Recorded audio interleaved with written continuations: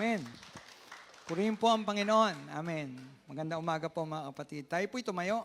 Tayo po'y manalangin. Hallelujah. Dakilang Diyos, dalangin namin ng banal mong Espiritu ang siyang kikilos, Panginoon, sa oras na ito. Patuloy kang magpapagaling, Panginoon, ng may mga karamdaman, Panginoon.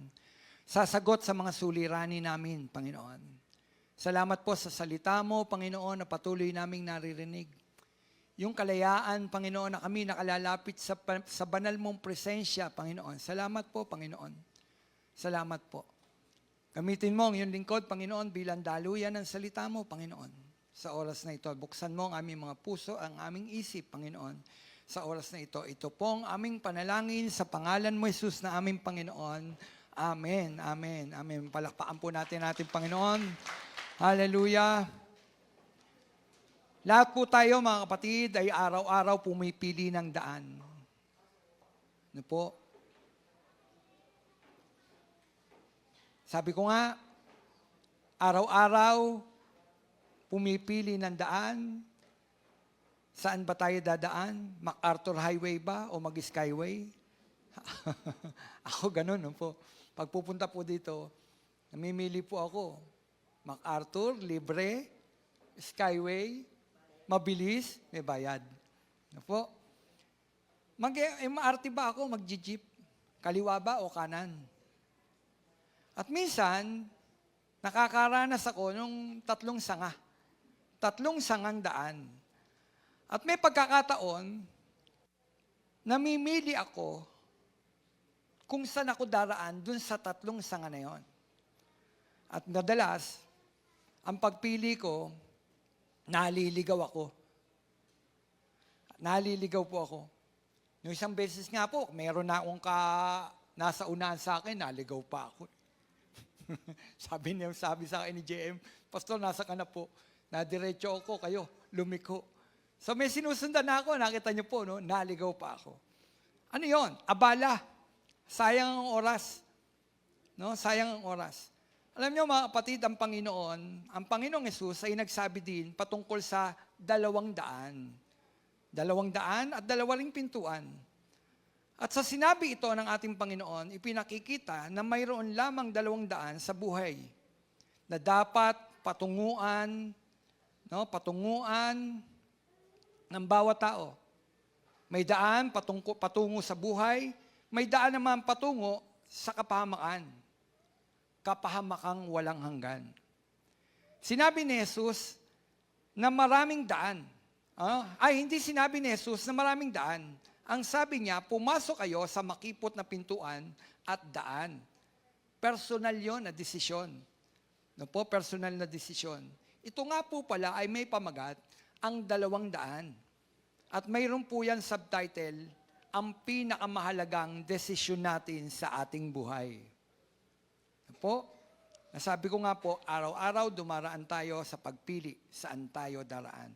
At ang Panginoong Hesus, mayroon po siyang sinabi sa Bible patungkol po sa 200. Ngayon, doon sa ating binasa, mga kapatid, sa Matthew 7, sa ating babasahin, sa Matthew 7, ang sabi po dyan, pumasok kayo sa makipot na pintuan, sapagkat maluwag ang pintuan at malapad ang daan patungo sa kapahamakan. At ito ang dinaraanan ng marami. Ngunit makipot ang pintuan at makitid ang daan patungo sa buhay. At kakaunti ang nakakatagpo niyon, mga kapatid. Amen. Yan po ang sinabi ng ating Panginoon. Taasan po niyang pagtuturo yan patungkol po sa dinaraanan ng tao, sa buhay niya. Hindi po ito literal. Ito po'y spiritual na daan. No po, mga kapatid. Ngayon, anong aral ang makikita natin sa paksang ito? Mayroon po yan 3 katotohanan. No? 3 katotohanan na makikita natin patungkol dun sa 200 na binabanggit ng ating Panginoong Hesus. Unang aral na makikita natin, may binabanggit ang ating Panginoong Hesus patungkol sa maluwag na daan. Maluwag na daan, mga kapatid, dinadaanan daw ito ng karamihan. Siyempre, sino ba ang dadaan sa makipon na daan? Gusto nyo ba dun sa pasikot-sikot na daan? Ayaw nga nitan sa pasikot-sikot na daan eh. Di po ba? Gusto natin straight line, panatag, espaltado, makinis. Sino daraan sa mga baku-bakong daan? Ayaw ng tao yun. Amen? Literal yun. Ayaw ng tao sa mga baku-bako at makipot na daan. At binabanggit pa nga ng Biblia, patungkol sa makipot na daan, may mga tinik pa doon. May mga tinik na doon sa daanan na yun, maraming tinik. Ibig sabihin, mahirap doon sa makipot na daan. Ngayon dito, binabanggit ng ating Panginoon, unang paksa, ang sabi, ay yung maluwag na daan. Daan daw ito ng marami. Dinadaanan ng marami. Ang sabi, ng verse 13, pumasok kayo sa makipot na pintuan. Sapagkat maluwag ang pintuan at malawak ang daan patungo sa kapahamakan. At ang sabi doon, at marami ang pumapasok doon. Saan? Sa maluwag na daan. Ngayon, hindi ito, sabi ko nga, hindi ito literal na daan. Ito po ay spiritual. Spiritual na usapin. Ano ang maluwag na daan na tinutukoy ni Jesus, mga kapatid? Ano yung maluwag na daan? Ano ba ang katangian ng maluwag na daan? Madali. Ano daw ang katangian ng maluwag na daan? Madali. Madali. Walang pagsisisi. Sabi ko nga, ito po ay hindi literal na daan, kundi spiritual. Doon sa maluwag na daan, na dinadaanan ng marami, walang pagsisisi. Maluwag, magaang, dinadaanan ng marami. Walang pagsisisi, walang pagtalikod. Saan? Sa kasalanan. Okay lang. Kung ano gawin mo, gawin mo. Malaya kang gawin. No, doon sa maluwag na daan, bahala na attitude. Yun po yun. Doon sa maluwag na daan, bahala ka na. Anong gusto mong gawin, gawin mo. Kung ano makasasaya sa'yo, gawin mo. Di ba yan ang gusto ng tao? Kung ano makakasaya sa'yo, gawin mo. Sino po dito may nakausap? At humihingi ka ng payo patungkol sa problema mo at sinabi sa'yo, kung anong ikasasaya mo, gawin mo. Di ba minsan nakakatagpo tayo ng ganyan? Sinasabi ko, anong makasasaya sa'yo, gawin mo. Buhay mo yan. Buhay mo yan, gawin mo ang dapat mong gawin. No? Bahala na attitude. Doon sa maluwag na daan, popular yon. Popular yon. Marami ang pumapasok. Marami ang nandoon kasi masaya doon. Doon sa binabanggit ni Kristo na yon, ng ating Panginoon, patungkol sa maluwag na daan, marami daw ang pumapasok. Eh bakit? Kasi nga masaya. Masaya. Wala kang iintindihin pumunta sa church. Di po ba yung pagpunta sa church, pahirapan? Taas ang kamay ng pahirapan ng pagpunta sa church. Amen. Pahirapan po ba? Tingnan nyo kanina, namili kayo kung saan kayo dadaan. Pupunta ba ako sa church o hindi? At may pagkakataon, namimili tayo dahil ayaw natin yung pupuntahan natin. Pero pag sinabing kasiyahan, napakabilis natin dyan. Hindi po ba? Sabi nga kapag ang church daw, nagtawag ng outing, at sinabing 8 o'clock, kailangan nandun na sa church, dahil malilate tayo sa outing, 6 o'clock pa lang, nandito na sa church. 6 o'clock. Excited. Pero kapag sinabing mayroon tayong panambahan, mayroon tayong prayer meeting, sinabi ganitong oras, 8 o'clock, 9 o'clock na, wala pa sa church. Nakukuha niyo po. Ang hirap. Mahirap. Sa maluwag na daan, popular, marami ang pumapasok. Marami ang nandoon, masaya kasi doon. Ginagawa naman niya ng marami, kaya okay lang. Doon sa maluwag na daan na tinutukoy ng ating Panginoon, ang sabi, bakit maraming dumadaan doon? Kasi yung salitang ginagawa naman niya ng marami, kaya okay lang. Kung gawin mo man, okay lang yan. May tinutukoy yan patungkol sa kasalanan. Sa pagkakasala ng tao. Ginagawa naman ng marami yan. Okay na yan. Yan ang maluwag na daan. Ngunit ang sabi doon, ang dulo nito ay kapahamakan. Yun ang mahirap. Alam mo, mahirap yun. Maluwag nga, kaya lang, ang dulo pala noon ay kapahamakan. At sino dito ang gusto ng kapahamakan? Ayaw natin ng kapahamakan. So, kailangan natin mamili. No, kailangan natin mamili. Doon ba ako dadaan sa maluwag na daan na sinasabing popular, maraming dumadaan, masaya? Walang pagsisisi, walang pagtalikod sa kasalanan. At sabi ko nga, kadalasan, ito ang pinipili ng marami. Bagamat narinig na ang salita ng Panginoon, pinipili pa rin yung mga bagay na ito. Bakit? Kasi ito yung mas komportable siya. Mas komportable ako. Mga kapatid, madalas pinipili natin yung saan tayo komportable. Saan tayo komportable? Mas madaling gumawa ng hindi tama. Sa totoo lang, mas madaling gumawa ng hindi tama. Mas komportable. Walang pagsisisi. No? Mas komportable. Pero ang sabi, sa dulo daw noon, nung maluwag na daan, kapahamakan. Ano yung nag-iintay dun sa kapahamakan na yon? Anong meron? Total destruction. Mga kapatid, total destruction. Eternal separation sa Diyos. Total destruction, eternal separation sa Diyos. Wow, ang hirap nun. Ang hirap nun. Biruin ninyo yun. Oo nga, lumakad ka ng gusto mo dito sa buhay mo habang kayo may buhay. Mga kapatid, habang tayo humihinga, habang tayo nabubuhay, ay panahon ng pagpili. Saan ako dadaan? Panahon daw ng ano, habang tayo humihinga? Pagpili. Saan ako dadaan? Sa maluwag, maraming pumupunta, maraming dumadaan, masaya, marami kong kasama. Tignan ninyo, pag sinabi nyo sa kasama nyo, punta tayo sa church, mag-Bible study tayo, ayaw niyan. Tama? Ayaw niyan. Ikaw na lang, mauna ka na lang, may panahon tayo dyan. Di po ba? Kapatid, paano kung di na dumating yung panahon na yun? Dahil hindi natin hawak ang ating buhay. Amen? Hindi natin hawak ang ating buhay. Ano sabi? Dumadaan sa maraming daan, ngunit ang dulo, bagamat masaya, maraming kasama, may tawanan, may inuman, lahat naroon, lahat ng karangyaan naroon sa maluwag na daan, hindi ka mahihirapan. Pero ang sabi, ang nandun sa dulo nun, total distraction at eternal separation sa Diyos. At yun ang pinakamahirap. Mga kapatid, yung eternal separation sa Diyos, yun ang pinakamahirap na daranasin ng tao. Yung malayo ka sa Diyos. Bakit? Kasi sa Diyos, there is joy. There is peace. Meron salvation sa Diyos.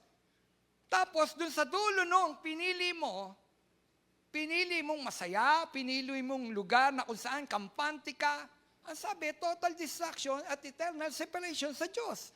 Nasabi ko nga kanina, ito yung pinakamahirap na daranasin ng tao.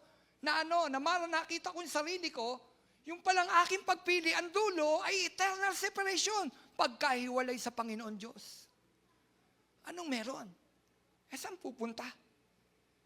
Ang sabi ng 2 Tesalonica 1:9, magdurusa sila sa walang hanggang kapahamakan. Wow! Yung pala ang magaganap. Kapag nagkaroon ng yung salitang total distraction at eternal separation sa Diyos, ang sabi ng 2 Tesalonica 1:9, ang sabi doon, magdurusa sila sa walang hanggang kapahamakan at mahihiwalay sila sa Panginoon at sa dakila niyang kapangyarihan. Mga kapatid, sabi ko nga kanina, ito yung pinakamahirap na magaganap sa isang tao, na makita mo, hiwalay ka pala sa Diyos. Wow! Hiwalay ka sa Diyos. Hirap nun. Yun ang pinakamahirap, na makita natin, hiwalay tayo sa Diyos. Ang mahirap nito, yung buhay natin, debotong-deboto tayo. Na akala natin nakapagbibigay tayo ng lugod sa Diyos. Yung pala, deboto ka lang. Wala yung relationship mo kay Lord. Kapatid, deboto lang pala. Deboto. Magkaiba yung deboto.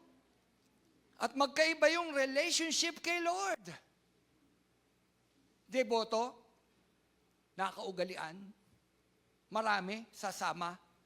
Pero yung relationship, kausap, malapit sa Panginoon. Alam mo ang tibok ng Panginoon. Alam mo ang puso ng Panginoon. Alam mo ang ayaw ng Panginoon. Relationship. Marami, hindi alam kung anong ginagawa. Ang akala niya nakapagbibigay siya ng lugod sa Panginoon. Akala niya nakapaglilingkod siya sa Panginoon. Akala niya malapit siya sa Panginoon. Yung pala, malayo pala siya sa Panginoon. Maling daan pala ang dinadaanan niya. Akala niya tama. Minsan, gumamit ako ng Waze. Waste of time. Alam niyo Waze? Navigation po yan. Kapag nagmamaneho ka, lumiko sa kanan. Minsan, diretso. Pwede palang dumiretso. Galing kami ng Paranaque ni Pastor. Tapos sabi, lumiko sa kanan at mag-U-turn sa 500 meters. Ang layo. 500 meters. Kalahating kilometro yun eh. Yung 500 meters, ang layo. Tapos, nung nandun na kami, sa stoplight na sabi nung Waze, lumiko sa kanan, mayroong lumiko ng kaliwa. Wow! Sabi ko, Pastor, doon tayo galing ah. Pinaliko tayo ni Waze. Waste of time. Misa akala natin tama. Yung pala hindi tama, may tama. Amen? Waste of time. Waste of time. Buti na lang may U-turn. Paano kung yung dinalakaran mo, wala palang U-turn? Pero alam niyo, habang tayo nabubuhay, kahit nakapasok ka na doon sa maluwag na daan, may U-turn. May U-turn. Pagpapasya. No? Pag-usapan muna natin yung maluwag na daan. Ang sabi, magdurusa sila sa walang hanggang kapahamakan at na mahihiwalay sila sa Panginoon at sa dakila niyang kapangyarihan. Sa ilang bahagi ng Bible, sa ilang bahagi ng konteksto ng sulat ni Pablo, ang kaparusahan na naghihintay sa mga taong pumili sa maluwag na daan, ang sabi, ito yung mga taong walang pagsisising ginawa sa kanilang buhay. Ano daw? Ito daw yung mga taong walang pagsisising ginawa sa kanilang mga buhay. Kapatid, ang hirap noon, yung makita mo, wala kang ginawang pagsisisi sa buhay mo. Hindi ako nagsisisi. Kahit alam mo sa sarili mo, na dapat meron kang pagsisisi. Dahil lahat naman ng tao nagkasala. Sino dito walang pagkakasala? Lahat tayo nagkasala. Lahat tayo kailangan natin ng pagsisisi. Ang mahirap nito, hindi natin maranasan o maramdaman na hindi ko kailangan magsisi, hindi ako nagkakasala. Kapatid, hindi totoo yun. Lahat ng tao ay nagkakasala. Tama po ba? Lahat po tayo nagkakasala. Ang sabi ng verse 8, ang sabi, na may naglalagablab daw na apoy. Ito yung pupuntahan.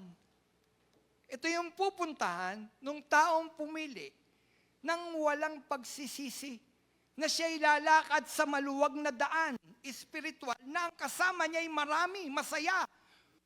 Walang pagsisisi. Ang sabi, may naglalagablab na apoy, parurusahan ang lahat ng hindi kumilala sa Diyos at hindi sumunod sa magandang balita ng Panginoong Hesus. Kaparusahan pala. Total destruction. Eternal separation sa ating Panginoon. Bakit? Ang sabi, yung pupuntahan, ang dulo, doon sa maluwag na daan, naglalagablab na apoy, parurusahan ang lahat ng hindi kumilala sa Diyos. Sino dito gusto niyang parusahan siya? Yun nga lang malaman natin, tayo po ay makukulong, nanginginig na tayo sa takot, di po ba? Ayaw natin yun. Ito hindi. Walang hanggang kaparusahan. Saan? Sa nagaglalagablab na apoy. At maraming tao pumipili sa mga bagay na ito. Meron ako narinig, ang sabi niya, total, ang pupunta lang naman pala ay yung aking kaluluwa. Hindi itong katawan na ito. Kapatid, isang kahangalan yun. Hindi daw po, total naman daw, ang pupunta ay yung kaluluwa. Mga kapatid, sino ba yung tunay na ikaw? Ang tunay na tayo, yung kaluluwa. Itong ito, bese lang to, lalagyan lang ito. Akala niya, dahil yung kaluluwa, hindi na siya ang mapupunta doon. Hindi, ikaw yun. Yung tunay na ikaw, yun yung ilalagay sa impyerno. Amen? Yun yung maibubulit sa apoy na impyerno. Ang sabi, sila'y pupunta sa naglalagablab na apoy, parurusahan sa lahat ng parurusahan dahil hindi kumilala sa Diyos at hindi sumunod sa magandang balita ng Panginoon. Ngayon, ano ang aral sa atin ngayon? Ayun ang mahalaga. Ano ang dalang aral sa atin ngayon? Kapatid, ang maluwag na daan ay daan ng self-will. Ano daw yung maluwag na daan? Self-will. Ako ang masusunod. Yan yung maluwag na daan. Ako ang masusunod. Ako ang Diyos ng buhay ko. Sino dito? Siya ang Diyos ng buhay niya. Huwag mo kong pakikialaman. Buhay ko to. Nakarinig na kayo ng ganon? Buhay ko to. Kung anong gagawin ko, huwag mo kong pakikialaman, pastor. Buhay ko to. Buhay ko to. Siya ang Diyos ng buhay niya. Kasama dito, yung reliyon na walang relasyon. Tandaan nyo, ito pong ginabibilangan natin ay masasabi pa rin namang reliyon. Kaya lang, mayroon tong relasyon. Nagtuturo sa atin na mayroon tayo dapat relasyon sa ating Panginoon. Malapit tayo sa ating Panginoon. Ang mahirap, yung reliyon na walang relasyon sa Diyos. Kapatid,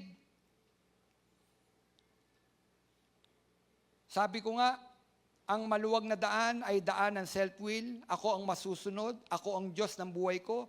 Kasama dito ang reliyon na walang relasyon. Morality na walang regeneration. Ano sabi? Morality na walang regeneration. Walang pagbabago. Pero nasa reliyon ka pero walang pagbabago. Paano nangyari yon? Nangyayari yung ganung bagay na mayroong kang reliyon, ngunit walang pagbabago ng buhay kasi nga wala kang relasyon doon sa nagbabago ng buhay. Amen? Ano ba sabi? Lagi niyong naririnig sa akin, ang nakipag-isa kay Kristo ay isa ng bagong nilalang. So yung nakipag-isa, ibig sabihin nun, nakipagrelasyon.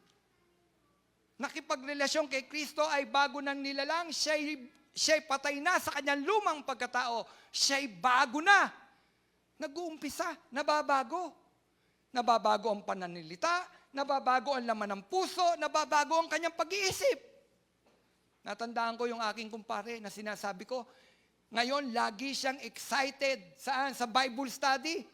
Ngayon, pagbukas pa lang, nakita pa lang niya na green. Naandun na siya. 5 pa lang kami, ando na siya. Alam niyo kung saan naroon yung kumpare ko? UK. United Kingdom. Pero nyo, excited siya.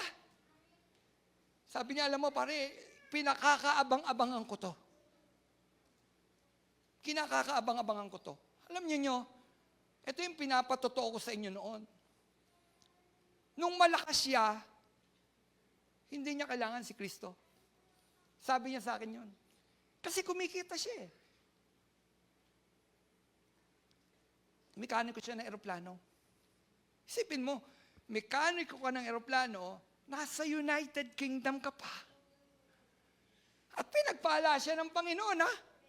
Nag-apply siya ng working visa, ang binigay sa kanya, hindi working visa. Alam niyo kung ano? Citizenship. Wow! Nadala niya ang pamilya niya. Eh, malakas siya. Malakas siya. So, ang daan niya, maluwag. Maluwag. Magaang. Tapos, sinesharan ko siya patungkol kay Jesus. Nakikinig naman siya. Nakikinig siya. Yun ang maganda sa kanya, nakikinig siya. Kaya lang, hindi siya nababago. Sabi niya sa akin, para yung mga pinagsasabi mo sa akin, hindi ako nababago. Nakagawa na naman ako ng pagkakasala. Alam mo yung nangyari? Nagkasakit siya. Nagkasakit siya. Pinahintulot ng Diyos na magkasakit siya. At yung pagkasakit niya, naisap siya sa pagtatrabaho. Nahinto siya, nandun lang siya sa bahay. At doon sa pagkahinto niya sa bahay, nandun lang siya sa bahay, mga kapatid, doon niya nakilala ng lubos ang Panginoon. Hallelujah! Sabi ko sa kanya, alam mo, sabi niya, pare, siyempre, lumalaman mong meron siyang karamdaman, ang hirap noon. Sabi ng doktor sa akin, mag-ready na daw ako sa ganito. Pare, bayaan mo sila ako. Pinahintulot lang ng Diyos sa kanya, sa iyo ito. Alam nyo, lumalakas siya ngayon. Lumalakas siya ngayon. At ang maganda dito, hindi lang physical yung pinalalakas sa kanya ng Panginoon ngayon. Alam nyo kung ano? Bago na siya. Nagbago na siya. Binago na siya ng Panginoon. Hindi ako nagbago sa kanya. Binago siya ng Panginoon. Wow! Ibang klase kung magsalita na ngayon. Dati kapag nag-usap kami, lagi niyan laman puro, ang gaganda nung ano, ang gaganda nung mga babae. Sabi niya, punta ako ng Paris. Sabi niya, ang gaganda. Sabi niya. Pero ngayon, iba na. Iba na ang kanyang lumalabas sa kanyang bibig. Alam niyo, ang pinakamaganda na kwento ko dito, yung sabi ko nga, napatalon yung aking puso sa tuwa. Hindi ko naman tinatanong. Ang sabi ko sa kanya, ang sabi niya sa akin, pare, sabi niya, eto buhay ko ngayon. Eto kinakain ko ngayon, no? Disiplinado na ako, pare. Sabi niya, kaya lang, pare, alam mo, sabi ng doktor sa akin, mag-ready na daw ako doon sa ganito eh. Kaya lang, alam mo, naisip ko, meron naman akong dakilan, doktor eh. Si Kristo yun eh. Wow! Yung sinabi niya yun, iba na siya. Sabi ko, pare, alam mo ba, sa sinabi mo, naglumundag ang puso ko. Bakit? Kasi hindi yan ang laman ng bibig mo. Hindi lumalabas sa bibig mo yan. Talaga, sabi niya talaga, pare, iba na ako. Oo, ako iba ka na. Matuwa ka. Alam niyo, mga kapatid, yan ang ginagawa ng Panginoon. Dati siyang nasa maluwag na daan. Ang dulo kapamakan. Buti na lang may U-turn. Amen? Nakabalik. Nakabalik. Ang sabi, walang regeneration. Mga kapatid, ang relasyon sa Panginoon, merong regeneration. Ano sa Tagalog ng regeneration? Pagbabago. Tama? Nababagong buhay. Regeneration. Correct niyo ako pag mali ako. Tumatanggap po ako ng mali. Morality na walang regeneration. Tanong, nasa maluwag na daan ka ba? Kasi masaya at madami ang naroon at walang problema doon. Tandaan mga kapatid, ang daan na tila mukhang tama, kamatayan ng dulo. Ano daw? Ang daan na tila tama, kamatayan pala ang dulo. Nasa Bible, Pastor? Oo. Ang sabi ng Kawikaan 14:12, may daang matuwid sa tingin ng tao, ngunit kamatayan ang dulo nito. Ano daw? May daang matuwid sa tingin ng tao, ngunit kamatayan ang dulo nito. So, nasa pagpili, mga kapatid. Ngayon, sige, saan ka? Saan daan ka ngayon? Kapatid, anong pinipili mong daan ngayon? Talaga masikip? Tingnan natin yung masikip.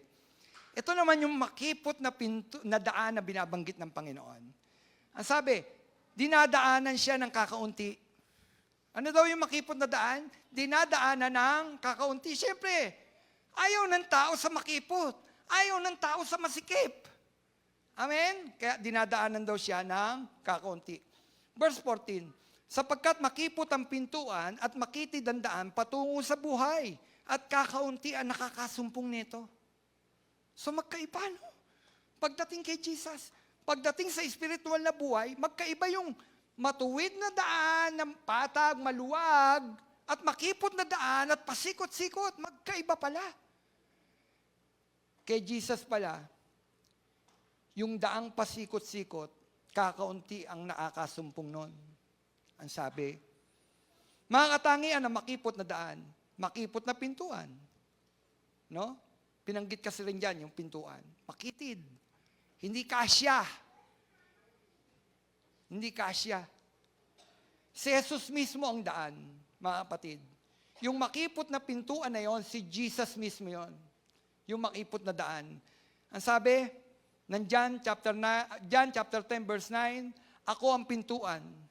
ang sino mang pumapasok sa pamamagitan ko ay maliligtas. Ano ang sabi? Ano ang sabi ni Jesus? Si Jesus mismo nagsasabi diyan, ako ang pintuan. Ako ang pintuan, ang sabi. Ang sino mang pumapasok sa pamamagitan ko ay maliligtas. Sino dito ang gusto ng kaligtasan? Amen. Siyempre, ayaw natin ng eternal separation sa Diyos. Ayaw natin ng total destruction, di po ba? Ayaw natin ng apoy ng impyerno. So, ang sabi, makipot na daan. Si Jesus ang daan. Sinabi naman ng Panginoon na I am the way, the truth, and the life. And no one come to the Father through me. Sinabi mismo ni Jesus yon. Sinasabi niya, kung mayroon daan patungo sa Ama, sino yun? Si Jesus. I am the way, and the truth, and the life. Ang sabi doon. And no one come to the Father through me. Ang sabi, makipot, kasi isa lang ang daan. Kaya makipot, kasi nga iisa lang ang daan. Si Kristo lang ang daan. Kaya makipot. John 14:6, sumagot si Jesus. Yun nga, sinabi ko nina, si Jesus, no, sabi, ako ang daan, katotohanan at ang buhay. Walang makapupunta sa Ama, kundi sa pamamagitan ko, mga kapatid. Walang other option. Ibig sabihin nun, yung sinabi na yun ni Jesus, walang other option. Si Jesus lang ang daan. Mga kapatid, mayroon pa ba kayong ibang alam na daan patungo sa kaligtasan? Wala na. Si Jesus lang ang daan. Walang other option. Wala kang pagpipilian. Si Jesus lang. Si Jesus lang. Ang sabi, yung makitid na daan kasi, no, mahirap daanan yon kasi bakit? May disiplina. Doon sa makipot na daan, kaya ayaw dadaanan ng tao yon kasi mayroong disiplina. At yan ang ayaw ng tao, yung dinidisiplina, di po ba? Gusto nyo ba na dinidisiplina? Ang gusto nga ng tao, wag mo akong pakialaman eh. Buhay ko to. Di ba? Bakit mo ako pakikialaman? Di mo pakialaman yung buhay mo. Sabihin pa sa iyo. Minsan nagmamalasakit ka eh. Sino dito nagmalasakit tapos nasabihan ng ganon? Huwag mo akong pakialaman, buhay ko to. Di po ba? Kapatid, ang sabi doon sa makitid na daan, mayroon disiplina. Dinidisiplina tayo ng Panginoon. At kadalasan ayaw ng tao ng disiplina. Tama ba? Sino dito gusto ng disiplina? Mga bata nga, ayaw niyan dinidisiplina sila eh. Di po ba? Yung mga apo ko nga, pag dinidisiplina namin, ayaw nila ng dinidisiplina, nagagalit na rin sila. Mga bata pa, nagagalit na. Puro galit, puro galit. Si Oli, let. Puro galit. Kasi nga dinidisiplina. Maliit pa, dapat tinuturuan ng bata, dinidisiplina. Sasabihin, puro galit, love daw, pero galit. Kaya yung bata, ayaw ng tao ng dinidisiplina. Bata pa lang, ayaw na ng dinidisiplina. Di lalo kapag malaki na, matigas na ang kukote. Ayaw ng tao ng dinidisiplina. Correct? Ayaw ko nang dinidisiplina ako noon ng nanay ko eh. Romel, wag mong gagawin to. Romel, wag mong gagawin yan. Masama sa iyo yan. Hindi maganda sa katawan mo yan. Romel, malalayo ka sa Panginoon. Kasi bata pa ako, inilapit na ako ng mami ko sa Panginoon at ng daddy ko. Dinadala nila ako sa Sunday school. Dinadala kami sa church. Romel, wag mong gagawin to. Wag mong gagawin yan. Ang daming disiplina at ayoko nun. Boring yun. Kasi nakikita ko yung mga kaibigan ko, nagkakantahan sa labas, naiingit ako. Inaabot sila ng alas 12 ng gabi. Ako, alas 8 pa lang tinatawag na ng nanay ko. Ang laki-laki ko na. Ang tanda-tanda ko na tinatawag na ako ng nanay ko. Romel, alas 8 na. Kailangan 7 o'clock, nakaligo ka na. 8 o'clock, matutulog ka na. Wow! Tapos yung mga kaibigan ko, may hawak na gitara, nagkakantahan. Naiingit ako. Ayoko ng disiplina. Sabi ko sa mami ko, Mami, malaki na ako. Pabayaan niyo ako. At na-enjoy ko, pinabayaan nila ako. Total, nandun lang naman ako sa harapan ng bahay, nakikita nila ako. Na-enjoy ko, ang sarap pala. Ang sarap pala, pag gitara, patugtog-tugtog, ang sarap. Na-enjoy ko talaga yung buhay ko. Tapos dumating sa buhay ko, hindi na gitara ang hawak namin. Hindi na lang kumakanta si Romel. Hindi pa ako pastor nun, syempre. Hindi na. May hawak na ako ng bote. At habang tumutugtog, manginginom na si Romel. Mas masarap kumanta kapag may hawak na beer. Na-enjoy ko yon. Yung pala, patungo yun saan? Eternal separation sa Diyos. Naramdaman ko, malayo ako sa Panginoon. Sa Panginoon, may disiplina. Ayoko nga ng disiplina eh. Kaya, lumayo ako sa disiplina. Lumayo ako kay Jesus. Kasi kay Jesus, may disiplina. Kapatid, o dito, sino dito tinanggap na si Jesus bilang Panginoon tagapagligtas? Payag kayo, didisiplinahin kayo ni Jesus? Oh, God, thank you. Narinig mo sila, Panginoon. Payag tayo na disiplinahin tayo ng Panginoon. Ang makipot na pintuan na tinutukoy dito, kasama ang pagdidisiplina. Dinidisiplina tayo ng ating Panginoon. Tinutuwid tayo ng Panginoon. Inaayos ng Panginoon ang ating mga sirasirang buhay. Dinidisiplina. Masakit. Pero mo, pakikialaman ng Diyos ang buhay mo, kapatid. Nang simulan, tanggapin mo si Kristo, nagsisimula ang Diyos na pakialaman ng buhay natin. Tama? Pumapasok yun. Pumapasok si Kristo. Hindi pa pwedeng sabihin mo, Panginoon, pinatanggap kita bilang Panginoon ko, tagapagligtas. Pumasok ka sa puso ko. Huwag mong pakikialaman itong bagay na ito, ha? Ito lang, Panginoon, ito lang. Huwag mong pakikialaman to. Hindi. Kailangan, pag pumasok si Kristo, payagan mo siyang pakialaman ng Diyos ang buhay mo. O sino dito, handang pakialaman ng Diyos ang buhay niya? O, kapatid, sabihin mo sa Panginoon, pakialaman mo buhay ko, Panginoon. At maganda ang benepisyo. Amen? Maganda ang benepisyo. Tuloy tayo. Makitid na daan, ang sabi. Walang other option, si Jesus lang ang daan. Yun, ang sabi, I am the way, the truth, and the life. No one come to the Father through me, sabi ni Jesus.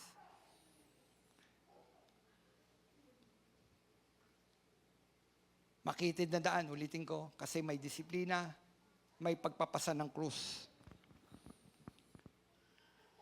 Doon daw sa makitid na daan, may disiplina at may pagpapasa ng krus. Pastor, nung mahal na araw, nagbuhat ako ng krus. Hindi yan ang krus na sinasabi ng Panginoon. Hindi literal na krus, kapatid. Yung araw-araw na krus, suliranin natin sa buhay. Yun ang ating mga bibit-bitin. Ang pagpunta at pagsunod kay Kristo, pasan-pasan mo ang mga krus. Krus natin, kanya-kanya tayong may dalahin. Pasanin mo. Ang sabi ni Jesus, magaang dalin. Bakit magaang dalin? Naroon si Jesus. Katuwang natin si Jesus. Yun ang maganda doon. Magaang dalin yung krus na yon kasi nga, kasama natin si Jesus. Alam niyo po ba, doon sa maluwag na daan, mayroon ding pabigat doon, hindi lang nararamdaman, may pabigat. Alam niyo kung ano pabigat? Mas mabigat doon. Kasi kasalanan ang bit-bit mo doon. Bagamat maluwag, bit-bit mo yung kasalanan. At ang kasalanan nagpapahirap. Di po ba? Nagpapahirap ang kasalanan. Ang bigat-bigat, ang hirap-hirap. Kala mo masaya ka, pero totoo, hindi ka masaya. Tingnan ninyo, maraming nagpapatiwakal. Bakit? Bakit? Maraming lulong. Bakit? Kasalanan. Mabigat dalhin. Pero kay Jesus, may bibit-bitin pa rin. Kaya lang, mga kapatid, magaang dalhin. Bakit? Kasi naroon si Jesus. Sabi, at sinabi niya sa kanilang lahat, sino mang nagnanais sumunod sa akin, ay kinakailangan itakwil niya ang kanyang sarili. Deny yourself. Ganun pala, gusto mo sumunod kay Jesus, gusto mo ng buhay na walang hanggan, ang sabi, deny yourself. Kaya mahirap eh. Kaya makipot. Deny yourself, itatakwil mo ang iyong sarili. Ano ba ang gusto ng sarili? Kapatid, ano ba gusto ko? Anong gusto ko? Gusto ko hanggang alas 12, nagkikitara, kumakanta, nag-iinuman. And sabi, deny yourself. Takwil mo ang iyong sarili. Ayun pala.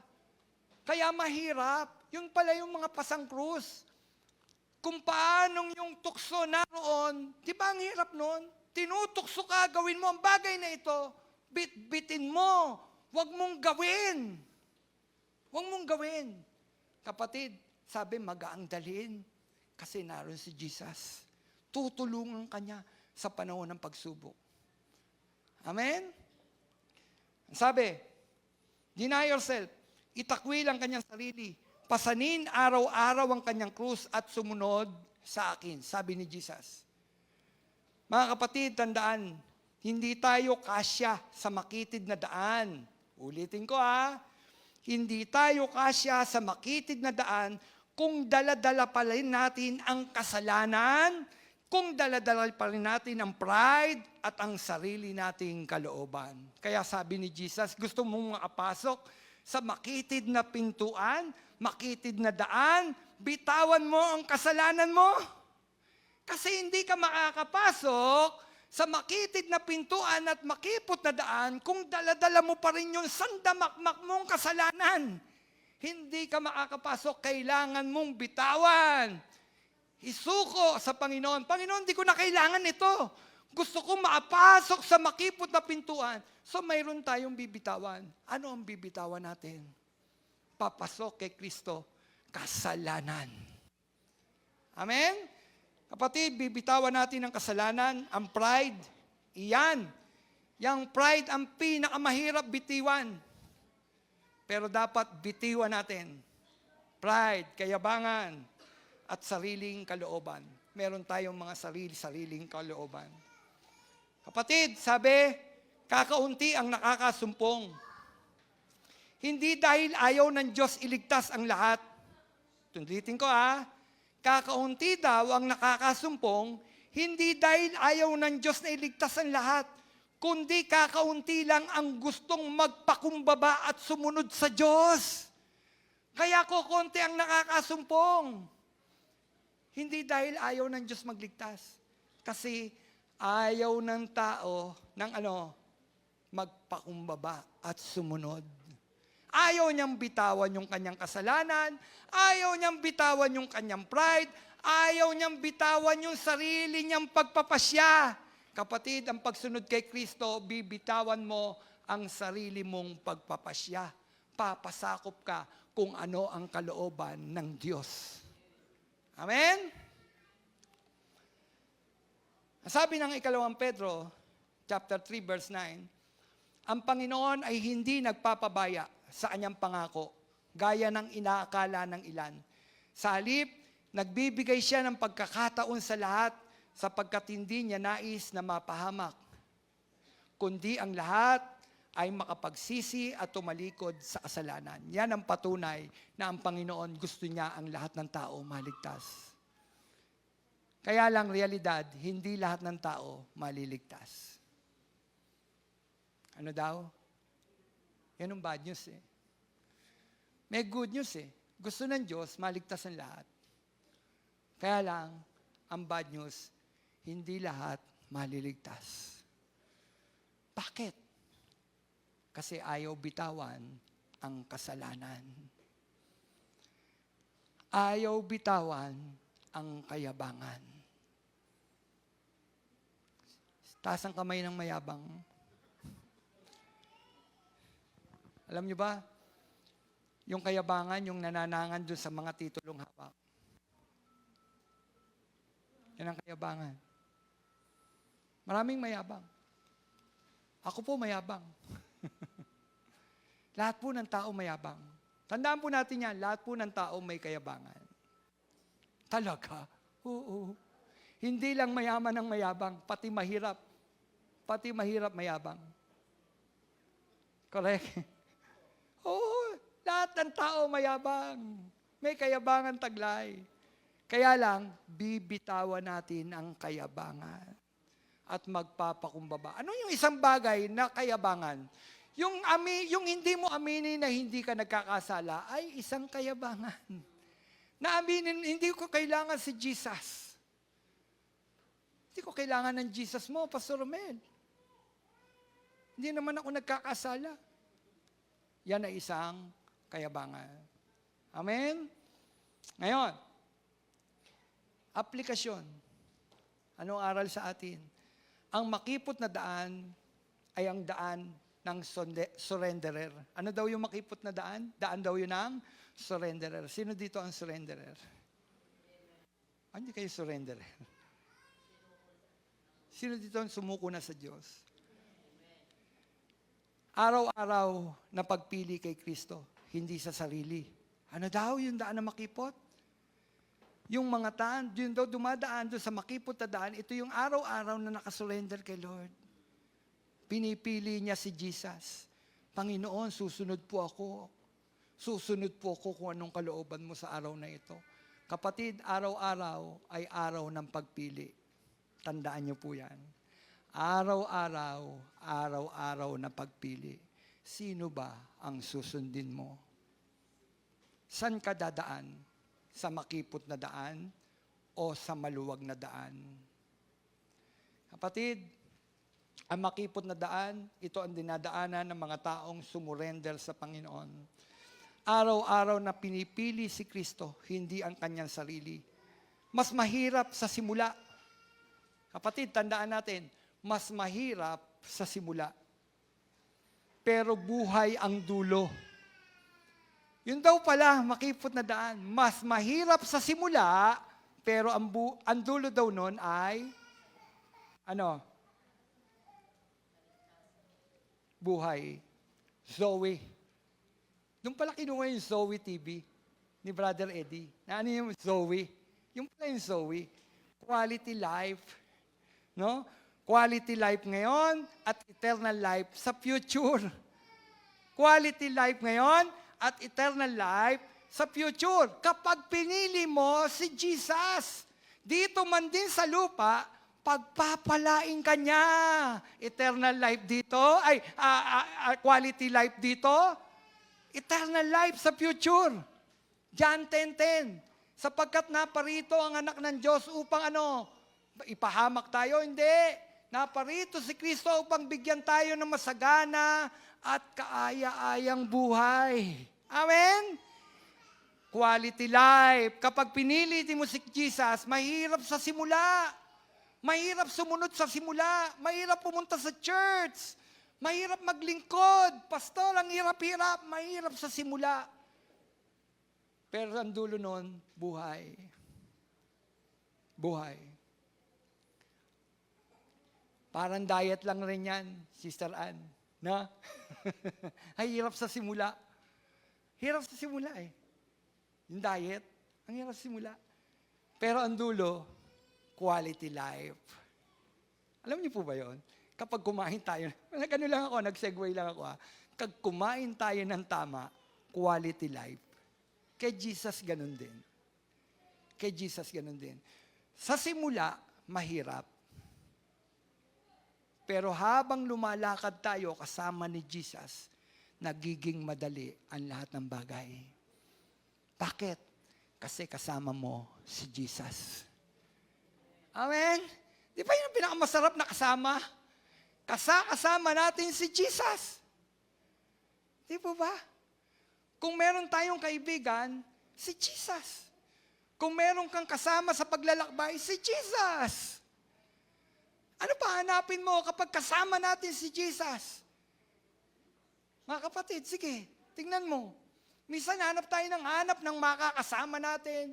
Hanap tayo ng magiging kaibigan natin. Hindi natin alam, mas masarap palang kasama si Jesus. O sino dito gusto kasama si Jesus? Masarap kasama si Jesus. Amen?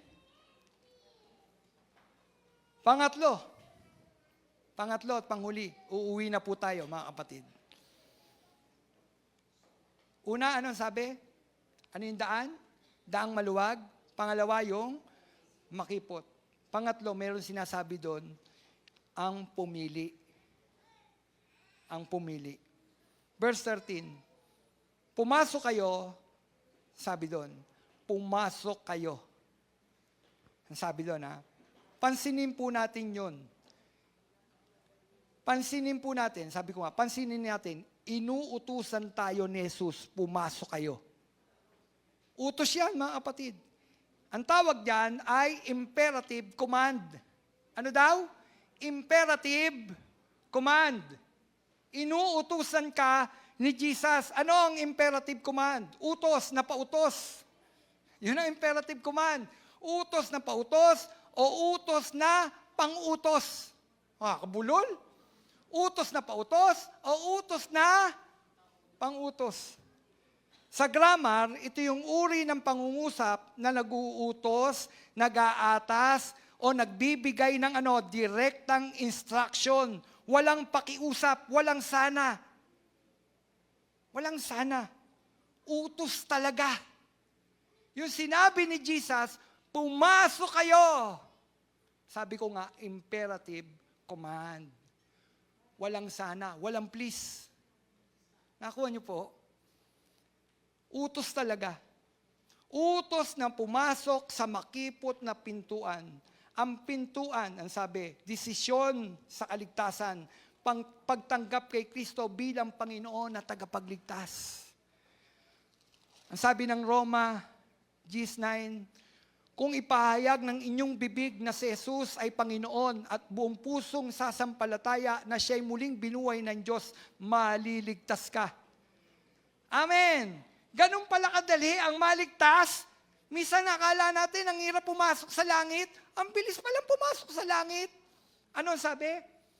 Kung ipahayag ng inyong bibig na si Jesus ay Panginoon at buong pusong sasampalataya na siya ay muling binuhay ng Diyos, maliligtas ka. Wow! Sulat ni Paul sa mga taga-Roma. Ipahayag ng bibig. Pananampalataya na si Jesus ay binuhay ng Diyos, maliligtas ka. Kaya ang pagpasok sa kaligtasan ay isang imperative command. Gusto mo ng kaligtasan, mga kapatid? Gusto niyo po ba ng kaligtasan? Gusto niyo po ba ng kaligtasan? Inuutos niya, magsisi tayo sa ating mga pagkakasala. Utos yun. Repent. Magsisi na tayo sa ating mga pagkakasala. Anong pagkakasala meron tayo ngayon? Pagsisiyan natin. Lahat ng uri ng pagkakasala. Surrender na natin sa Panginoon. Pagsisiyan natin. Walang ititira. Kailangan lahat-lahat ibigay sa Panginoon. Hindi siya nakikiusap sa iyo, kapatid. Hindi nakikiusap sa iyo ang Diyos na sinasabi ng Panginoon, please isuko mo, o please sumuko ka na, please. Meron kasi hindi ganun, di ba? Please, sumuko ka na. Hindi ganun ang sabi ng Panginoon. Repent. Magsisi ka na. Amen? Magsisi ka. Imperative command. Walang pakiusap. Walang please. Isuko mo. Suko mo sa Panginoon. Sabi ko nga, hindi please, kundi isang madiin na utos. Sumuko ka at maliligtas ka. Sino dito isinuko niya ang kanyang buhay kay Kristo? Ligtas ka na. Talaga. Oo. Sumuko ka, magsisi ka. Ano ang sumunod nun? Come. Follow me. Amen? Sumunod. Ang sabi. Ang sabi nga, ang daan na yan ay desisyon sa pagiging alagad araw-araw. Repent at kasunod nun, pagsunod kay Jesus. Araw-araw na pagsunod. Ang sabi ng Lucas 9:23, kung ang sino man ay nagnanais sumunod sa akin, itakwil niya ang kanyang sarili at pasanin ang kanyang krus araw-araw. Sino dito ang gustong sumunod kay Kristo? Sabi kanina, di ba? Takwil mo ang iyong sarili. Takwil mo. Anong kahinaan mo? Takwil mo. Bigay mo kay Kristo. Yung kahinaan na yun, kapatid, yun ang nagbubunga ng kasalanan. Yung kahinaan na yun. Yun ang nagbubunga ng kasalanan. Kaya isusuko mo kay Lord. At ano sabi? Come, follow me. Utos pa rin. Oo. Anyaya, lika, sumunod ka. Utos pa rin. Imperative command. Walang please. Please, follow me. Sinabi ba ni Jesus, please, follow me? Sinabi niya, come, follow me. Imperative command. Amen. Malinaw po ba o hindi malinaw? Uwi na tayo, hindi malinaw. Sabi, kung ang sino man nagnanais sumunod sa akin, itakwil niya ang kanyang sarili at pasanin ang kanyang krus araw-araw. Kapatid, hindi sapat na nasa pintuan ka lang. Maraming tao gusto lang ang kaligtasan. Pag tinanong mo ang tao, gusto mo ba ng kaligtasan mula kay Kristo? Kapatid, hindi pwedeng gusto mo lang ng kaligtasan. Kailangan mong magdesisyon. Desisyon lang, pero ayaw ng discipleship. Yung discipleship kasi, pagsunod. Susuko lang ako kay Jesus. Pero sabi, come follow me. Pinag-uusapan ton, discipleship. Kapatid, kailangan desisyon, discipleship. Kung gusto mo ng kaligtasan, magdesisyon ka na papasok ka sa makipot na landas. Si Jesus yun. At kailangan mong lumakad sa makipot na daan. Hindi madali. Madaming tinik. Madaming tinik. Self-denial. Discipleship. Buhatin araw-araw ang ating mga krus at sumunod tayo kay Kristo. Conclusion, mga kapatid. Tapos na tayo. Self-check. Suriin natin ang ating mga sarili. Self-check. Anong pintuan ang pinasukan mo? Kaya mga kapatid, ngayon, suriin mo ang sarili mo, anong pintuan ang pinapasukan mo? Si Kristo ba talaga o reliyon lang? Sarili mo bang kabutihan? Mabait naman ako eh. Ligtas na ako. Anong daan ang nilalakaran mo ngayon? Sa makitid ba? Ibig sabihin, may conviction ng Holy Spirit. Kapatid, kapag naroon ka sa makitid na daan, si Jesus, laging may conviction ng Holy Spirit. Nararamdaman niyo po ba yung conviction ng Holy Spirit? Yung may nagbubulong sa iyo, mali yan. Anak, nagkakasala ka. Yan ang makitid na daan. May conviction ng Holy Spirit. May pagtutuwid. May paglago. May paglago, mga kapatid. O andun ka sa maluwag? Kapatid, self-check. Nandun ba tayo? Dun sa may conviction ng Holy Spirit? O nandun ka sa maluwag? Compromise dito, compromise doon. Alam niyo ba, uso ngayon ng compromise? Yung salitang compromise dito, compromise doon.